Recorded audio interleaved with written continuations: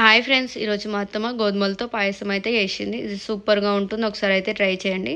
ఒక చిన్న గ్లాస్తో గోధుమలు తీసుకొని ఒక గంట సేపు అయితే నానబెట్టుకోండి. ఒక సగం గ్లాస్ శనగపప్పు తీసుకొని ఒక విజిల్ అయితే వేసేసుకోండి.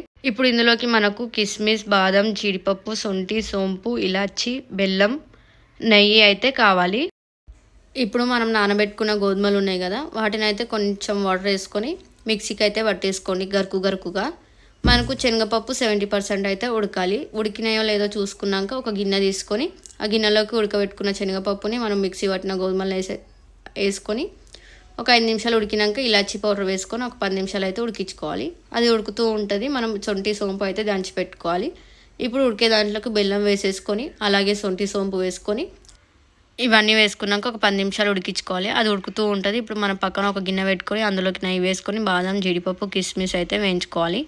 మనం వేయించుకున్నాక ఉడికే దాంట్లోకి మనం బాదం, జీడిపప్పు, కిస్మిస్ వేసేసినామంటే మనకు గోధుమలతో పాయసం అయితే రెడీ అయిపోతుంది. ఈ వీడియో కనుక నచ్చినట్టయితే లైక్ చేయండి, షేర్ చేయండి, సబ్స్క్రైబ్ చేయండి. Thanks for